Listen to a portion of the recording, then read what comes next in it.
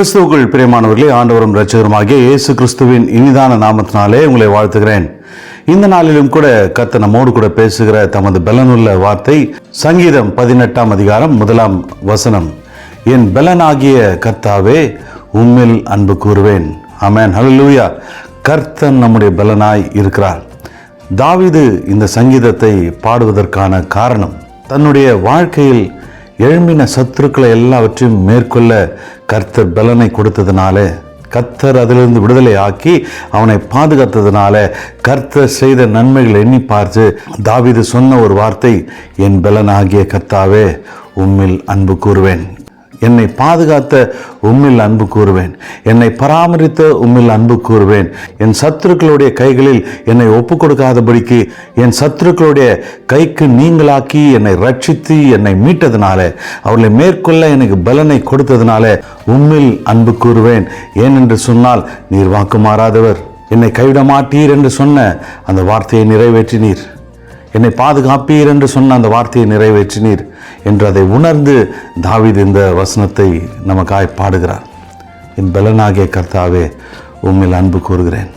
நான் பலவீனப்பட்டு போன நேரத்தில் சத்துருக்கள் எனக்கு விரோதமாக எழும்பி வரும்போது என்னுடைய ஆவி, ஆத்மா, சரீரத்தில் பலன் இல்லை. அவர்களை மேற்கொள்வதற்கு உண்டான பலன் என்னிடத்தில் இல்லை. ஆனாலும் நீர் என்னை பலப்படுத்தினீர். நீரே என் பலனாக இருந்தீர்.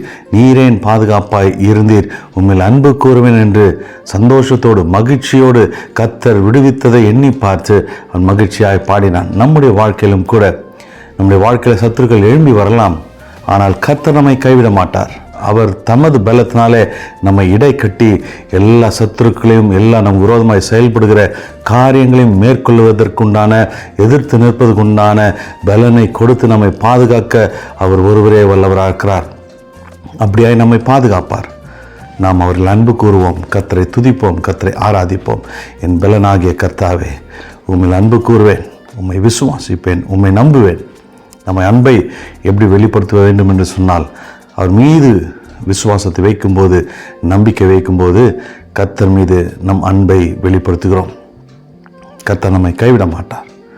இந்த நாளிலும் கூட கர்த்தர் உங்களை நடத்த வல்லவராக இருக்கிறார். எங்கள் அன்பின் பரலோக பிதாவே, இயேசு கிறிஸ்துவின் நாமத்தினாலும் சமூகத்தில் வருகிறோம். சத்துருக்களை எங்கள் விரோதமாக எழும்பி வரலாம், எங்கள் விரோதமாக காரியங்களை செய்யலாம், ஆனால் நீர் என் பலனாய் இருக்கிறீர். அவர்களை மேற்கொள்கிற பலனை, அவர்களை எதிர்த்து நிற்கிற பலனை நீர் கொடுக்க வல்லவராக இருக்கிறீர்.